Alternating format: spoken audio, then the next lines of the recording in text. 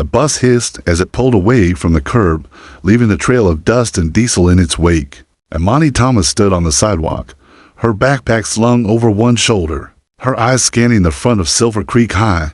The school loomed in front of her like every other she'd seen in the past 2 years. Wide steps, long windows, brick walls that had seen too many seasons, too many fights, too many forgettable days. The Texas morning sun was already unforgiving, pressing heat against her skin, but Imani didn't flinch. She just exhaled and walked forward. Inside, the halls buzzed with early chatter, the kind that filled the air with pointless noise. Students hugged their friends, shouted across the hall, jostled one another near lockers. Imani walked through it all like a shadow. No hello, no stares, just silence. Her shoes squeaked faintly against the linoleum floor as she moved. The backpack was heavy not because of books, but because of everything else she carried that no one could see. She kept her eyes low, not out of fear, but strategy. She had learned a long time ago that when people didn't notice you, they couldn't hurt you. Or at least, they thought they couldn't. But Silver Creek High had a pattern, one she'd seen before. Every school did, and right on cue, she felt it. A presence. Chase Remington walked like he owned every floor tile. Tall, loud, with that messy golden hair that football players seemed to think made them gods. His Letterman jacket hung open over a white t-shirt, his sneakers brand new. He wasn't alone, he never was. A pack of equally loud boys flanked him, laughing the heart of things that weren't funny. Their voices echoed down the hallway like warning bells. As he passed Imani, something strange happened. She didn't move, didn't glance away, didn't flinch. Chase slowed down, just a little. He wasn't used to that. "You lost?" he asked, his voice smooth like syrup, but sticky with sarcasm. Imani didn't look up. She kept walking. His brow twitched. "Guess she's mute," he chuckled, loud enough for his crew to hear. They laughed on command. Imani turned the corner without a word, but Chase wasn't done. Lunchtime came, and the cafeteria smelled like grease and sugar. Typical. Imani stood in line with her tray, choosing plain chicken and steamed rice, then looked around for an empty table. The middle was packed. Football players, cheerleaders, kids who thought they were better because someone told them they were. So she moved toward the far corner, quieter, safer, but she didn't get far. As she passed the table where Chase and his friends sat, a sudden jolt rocked her from the side. Her tray slipped, her hand lurched, and a cold splash of thick, sweet chocolate milk spilled down her shirt, dripping in slow motion across her chest and sleeves. A beat of silence. Then laughter, loud, too loud. Chase stood there, his arms still, half extended, his smirk wide. "Oh man, my bad," he said with a mock gasp. "Didn't see you there." Imani didn't move, not at first. She looked down at the milk soaking through her light blue shirt. A girl at the next table covered her mouth. A boy nearby muttered, "Damn," slowly. Imani set her tray on the nearest table. She reached into her backpack, pulled out a napkin, and dabbed at the spot with careful, patient motions. Chase was watching, waiting for a meltdown, a yell, maybe even tears. He thrived on reactions. But Imani turned and looked at him, really looked at him. Their eyes locked, and in that moment, the air seemed to tighten. She didn't raise her voice. She didn't scream. She just said, cool and clear, "That's strike one." The room went still. Chase blinked, his smirk faltering for just a second. One heartbeat of confusion. Then he laughed, louder this time, forcing it. "Yo, you're funny," he said, like, really funny. But the way she looked at him, calm, cold, unafraid, nodded something inside him he didn't understand. She turned back, picked up her tray, and walked to the far corner. Chase's laughter faded. Behind her, he'd made a mistake. He just didn't know it yet. The sun glared harder the next morning, but the air inside Silver Creek High was ice cold. Whispers traveled through the corridors like invisible threads, tugging at lockers' ears and curious eyes. The new girl had become a name no longer invisible. Not after yesterday. Not after that moment in the cafeteria. She said, "Strike one," to Chase. "No way. Who even is she?" Chase heard the whispers. He hated the way they slipped through the school, out of reach, always just behind his back. The name, Imani Thomas, wasn't supposed to mean anything, not compared to his. He'd been running this school since sophomore year. Teachers liked him, girls followed him, guys feared him. That was how things worked. That was the order. But now, there was her, the quiet one, The strange one. The one who didn't react. He couldn't stop thinking about her face after the milk hit. No anger, no panic, just those eyes dark, calm, calculating. It made his skin itch. So he doubled down to third period. He waited outside the math wing, where he knew she passed alone. When Imani walked around the corner, he leaned against the wall, a polished smirk already in place. This time, he was ready. He was going to crack her. Yo, he said casually, stepping in front of her. Didn't catch your name yesterday. Imani. Stop. Her backpack creaked as she shifted the weight. I know, she replied, voice soft but not shy. So what is it? He asked, grin tightening. Imani, she said. Not that it matters. Chase chuckled. Come on now. We got off on the wrong foot. Let's start over. She stared at him like she was reading a script she'd seen before. One she already knew the ending to. Did you rehearse this? She asked. His smile slipped. Excuse me. This apology act, she said, walking around him. It's not very convincing. Chase grabbed her arm not hard, but firm enough to make her stop. That was when she turned slowly. Her eyes locked onto his hand like it was a ticking bomb. Let go, she said. He didn't. Not yet. Or what? He muttered. Imani leaned closer. Not enough for anyone else to hear. Just enough for his pride to feel it. Where you'll get to strike three a lot sooner than you want. She whispered. His hand dropped away like he'd touched fire. She walked off again. Same calm steps. And Chase stood there, for once unsure what had just happened. By lunch, the whispers had grown teeth. Someone had caught a blurry photo of Imani standing soaked in chocolate milk but standing proud. Someone else had seen her whisper to Chase in the hallway. The school was a fish tank and she was the new predator, silent, sleek, and impossible to ignore. Chase was losing the crowd. Worse, he felt it. His friends were asking questions he didn't like. Dude, who is she? You gonna let her talk to you like that? You okay? He hated it. Hated her. After school, he waited again. Not in the hallway. Not in the cafeteria. This time, he waited in the parking lot. His kingdom. His lifted truck parked sideways. Across 3 spaces, bass thumping from inside. It was a message. He was still the king. Imani walked out last. She always did. He called out, hey, new girl. She didn't stop. He stepped forward. Don't walk away from me. She paused then, turning slightly. You don't give me orders, she said. He walked up to her, eyes narrowing. You think you're untouchable now? Imani looked past him. His friends were filming, phones out, all watching, waiting for her to crack. Imani tilted her head, voice steady. You're trying hard. What's that supposed to mean? He barked. You think ladder means stronger, she said. But you're just scared I'm not playing your game. The words hit harder than he wanted to admit. She turned to leave. Hey, he snapped. I'm talking to you. But then the sound came.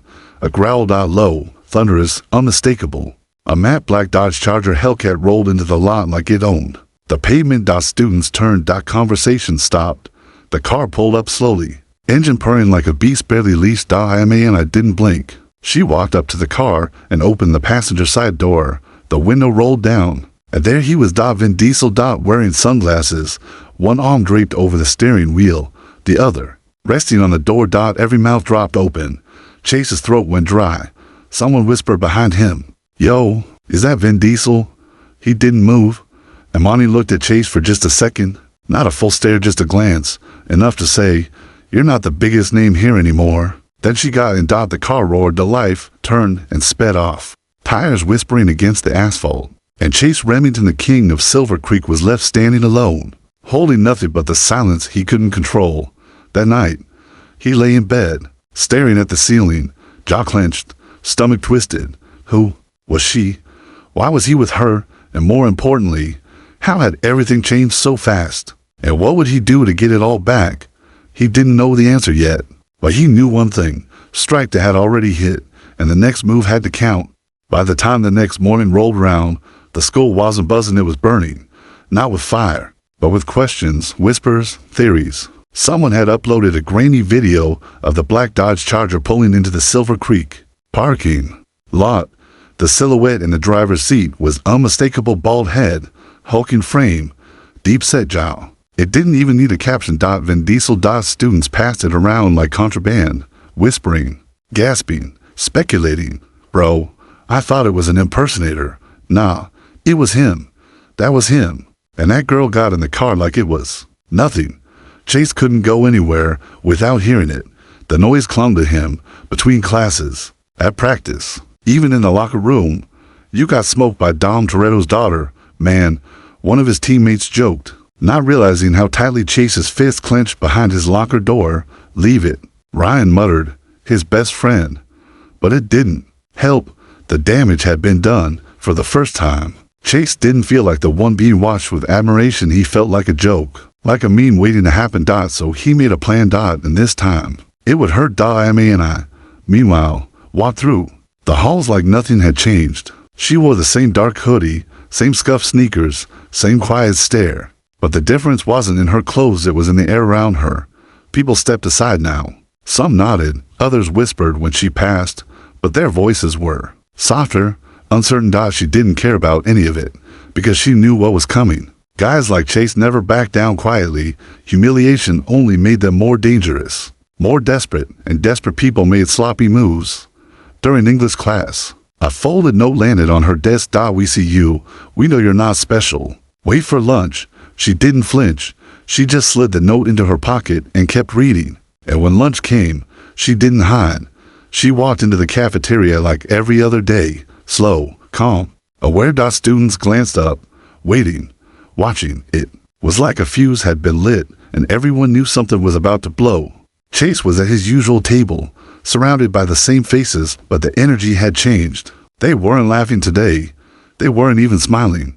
They were watching him. Like he was about to cross a line they weren't sure they wanted to follow. Imani got her tray pizza slice, carton of milk, apple, and started toward her usual corner seat. That's when it happened. From the center table, Chase stood, grabbed the mic from the student council's lunch announcement setup, and tapped it twice. The speakers cracked to life. The cafeteria fell into a hush. Hey, Silver Creek, he said, smiling like a game show host. Got a quick question for y'all. Imani stopped walking, but didn't turn. Anyone here ever show up to a school, act like you're better than everyone else, and get your daddy to fight your battles for you? A few chuckles, a few raised eyebrows. Imani turned then, slow and steady. Chase continued, nah, seriously, must be nice, right? Having some Hollywood muscle pull up in a sports car to scare off the big bad bully? Now the laughter was louder. And still Imani didn't react. She walked right up to him, calm, measured, the mic still in his hand. He leaned in. You gonna cry now? Maybe call Vin again? Need a sequel to yesterday? She looked at him, her expression unreadable. Then she stepped closer, so only he could hear. You really want to do this in front of everyone? She whispered. His smirk faltered. You think I'm scared of you? He snapped. I tilted her head. No, she said. I think you're scared of not being relevant. And with that, she turned her back on him. But Chase wasn't done. You think you're some kind of queen now? He shouted after her. You're just a charity case. The words echoed like a gunshot. The cafeteria went still. Imani stopped in her tracks for a second. No one breathed. Chase stood there, chest heaving, proud of the hit he just landed, until Imani turned around slowly. And smiled. Not wide, not mocking. Just a quiet smile that said, you just did exactly what I wanted. You too. Thank you, she said, voice clear enough for everyone to hear. Chase blinked. For what? For proving who you really are. And then the bell rang. Students stood up slowly, murmuring, casting strange looks at Chase. He stood there, alone at the mic, as Imani walked out without ever raising her voice. But it wasn't over. Not even close, because that night, Chase's phone buzzed at 1:37 a.m. A single message. No name. No signature. Just one photo. A screenshot. Of him. His private group chat. Messages full of crude jokes, insults, slurs, things he never thought would surface. Things he sent thinking he'd never be caught. Below the image, just one line. Strike 3 is coming. And suddenly, for the first time in his life, Chase Remington felt something deeper than anger. He felt fear. Chase Remington didn't sleep that night.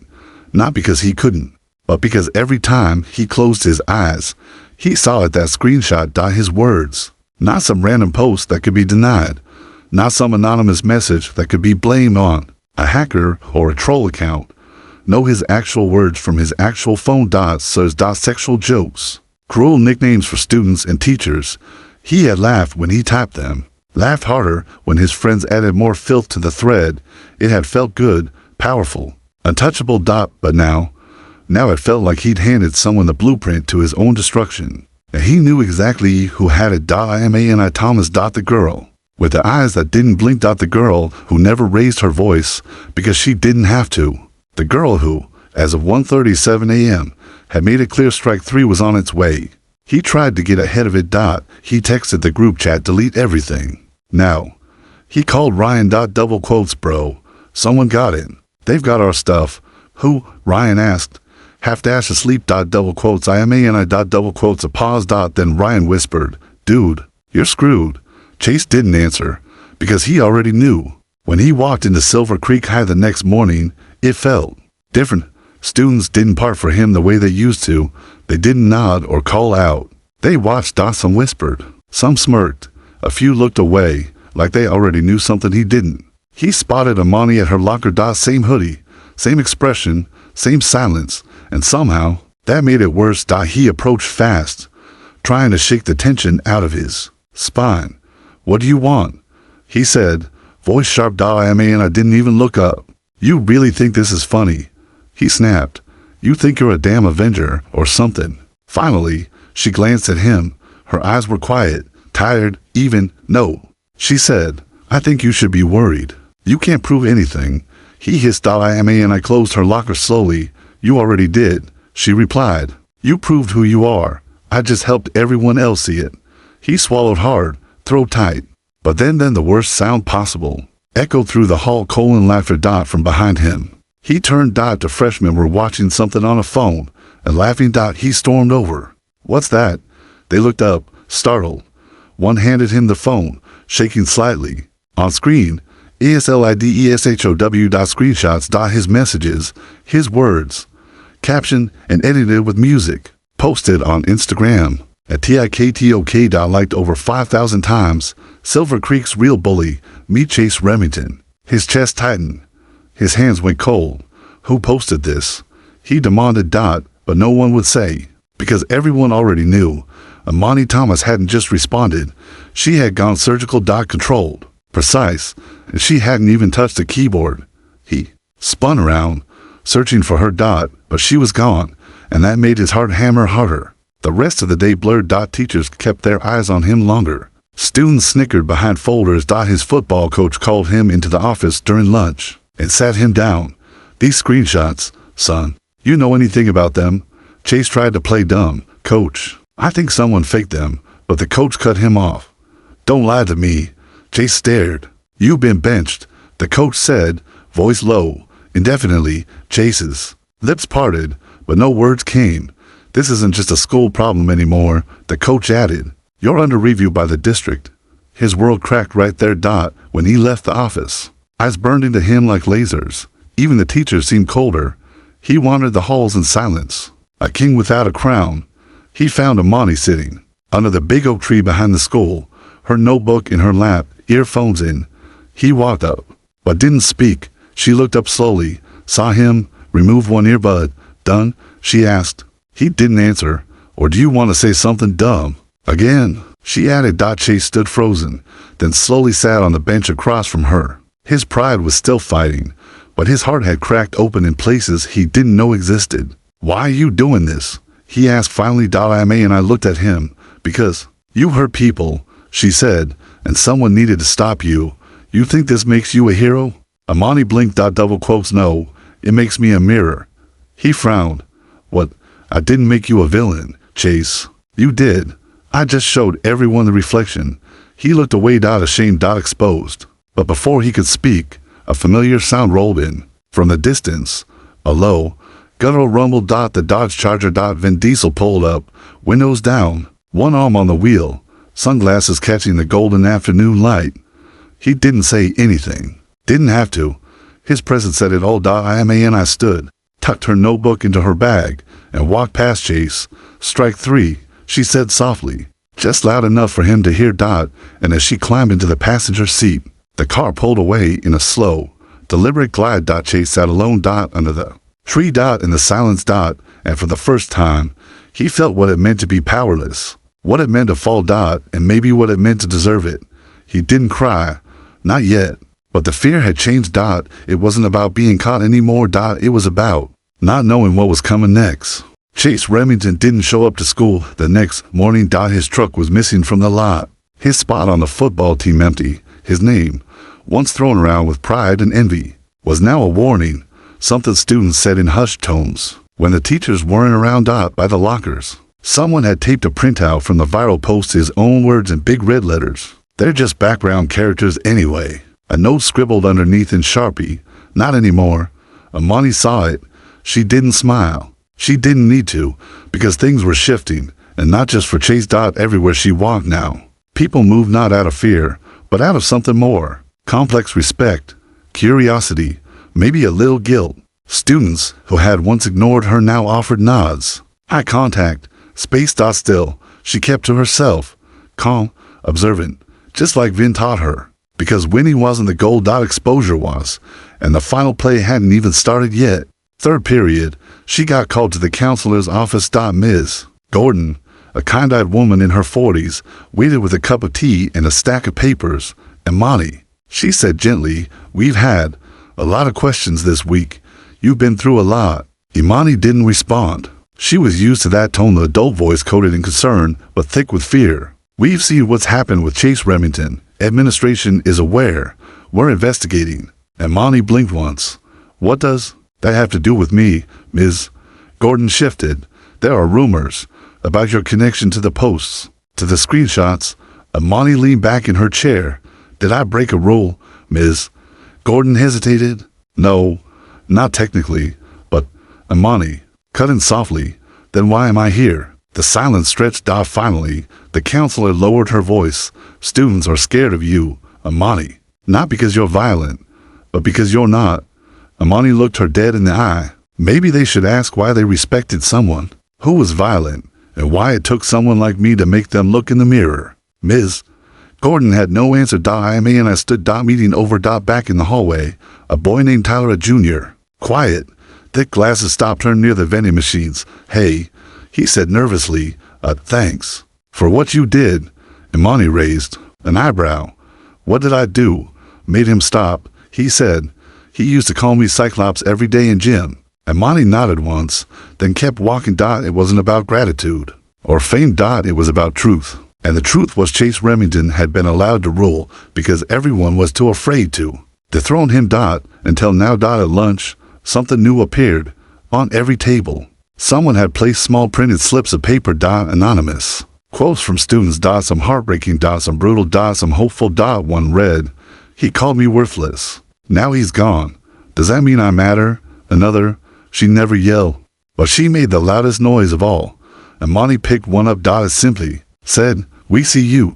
She looked around. Dozens of eyes met hers. Not hostile, not worshipful. Just real. And that scared her more than anything, because when the truth spreads, it stops belonging to you. It becomes something else. A movement. By last period, the principal made an announcement over the intercom. Silver Creek High is committed to safety, inclusivity, and accountability. Any student involved in past incidents of harassment will be reviewed individually. Further, we will be launching a school-wide forum next week to discuss student voice and power structures within our campus. It was the most corporate way possible to say, we messed up, and now we're scared, and Imani knew it. After the final bell rang, she didn't rush home. She walked to the gym. Quiet now, lights dimmed, echoes bouncing off the walls. She stood at the center of the basketball court, her footsteps the only sound, and then she heard another set. Slow. Hesitant. She turned. Chase. He looked different. Not because his clothes had changed. He still wore that same football jacket, sleeves rolled up, face unreadable, but something inside him had cracked. The arrogance was gone. What stood before her now was something hollowed, exposed. You came back, she said. He nodded. Needed to see it. He muttered, all of it. She watched him. He didn't speak for a long time. Finally, he asked, was it worth it? Imani tilted her head. Was what worth it? Breaking me. The words hung in the gym like smoke. Imani stepped forward. I didn't break you, she said. You broke yourself. I just stopped you from doing it to everyone else. He swallowed hard. I didn't mean to go that far. She looked at him, not with anger, not with pity, just clarity. You never mean it. That's the problem. His shoulders sagged. I got suspended, he said. Might lose my scholarship. Imani nodded. Consequences. You gave them to others. Freely. Now they've come home. He looked at her again, searching for something, an apology, maybe, or a chance at redemption. But she gave him neither, just the truth. You want forgiveness, she said. Start by being someone worth forgiving. He said nothing as she turned to leave, but as she reached the door, his voice came again softer. Who is he to you? He asked. She paused. Vin Diesel, he added. He's not just some guy, is he? Imani looked over her shoulder, and, for the first time, her expression changed, a flicker of warmth behind the steel. He's my father, she said, not by blood, but by choice.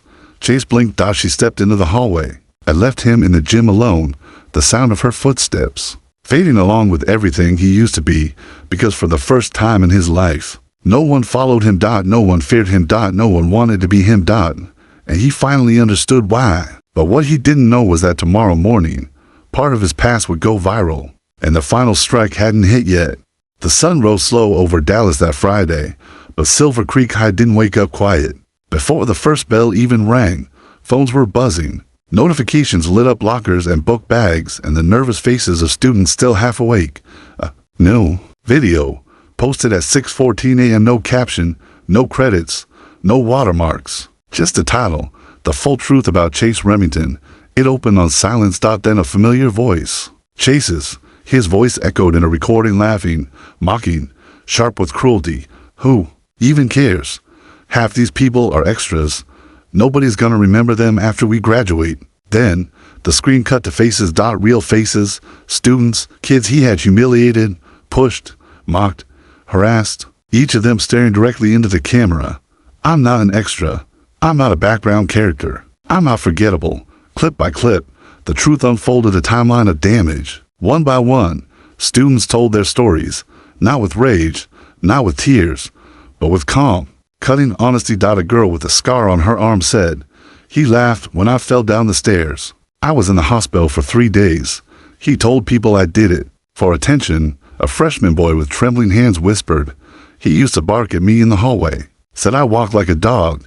The teacher, unnamed, her voice distorted. I was afraid to report him. I thought if the other staff didn't care, maybe I was the problem. The video lasted only 3 minutes. But by 6:17 a.m., it had over 10,000 views. By 7 a.m., parents had called the school board. By 7:30 a.m., news vans were outside. And at exactly 7:45 a.m., Chase Remington walked into the school for what would be the last time. His hood was pulled low over his face.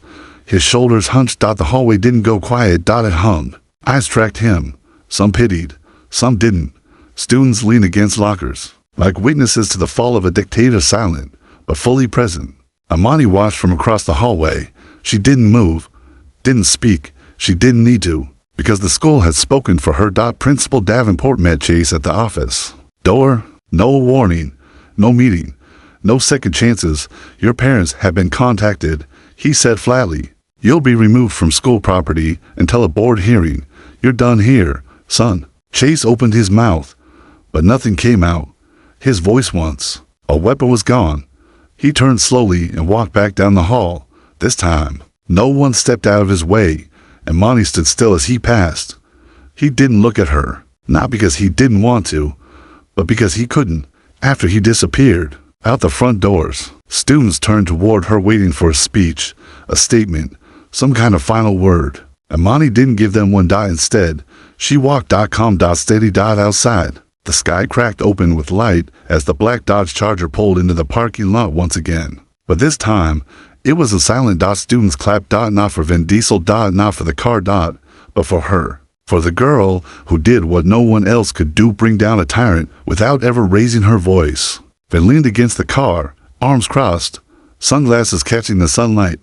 You ready? He asked, not like a question but like a ritual. I may, and I opened the door. Paused, then looked back just once. Students watched her, some in awe, some changed forever, and a few thinking harder than they ever had. Then she got in. Vin glanced at her as they pulled away. You okay? Imani nodded. I am now. He nodded once, then chuckled. You didn't just beat him, kid. You made him irrelevant. Imani smirked slightly. I didn't need to destroy him. I just needed to show them he was never as big as they thought. They drove in silence for a few minutes, Houston highway stretching ahead, the noise of the city slowly fading behind them. Then broke the quiet again. You did something I never could. He said, "Imani," and I turned to him. You made them see. She didn't reply, but her hand rested on the dashboard, fingers tapping quietly. Peaceful. Controlled. Home. That night, Silver Creek High held its homecoming rally without Chase Remington. The team still played. The cheerleaders still danced. But the biggest applause came when the principal took the mic and said, "We honor students who change us for the better, not just on the field, but in the halls." The crowd rose in unison.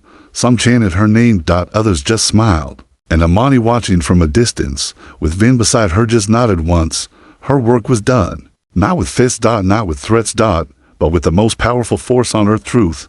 And as for Chase Remington, his name will live on, not in trophies, not in plaques, but in a warning whispered to every bully who ever thought they ruled the school.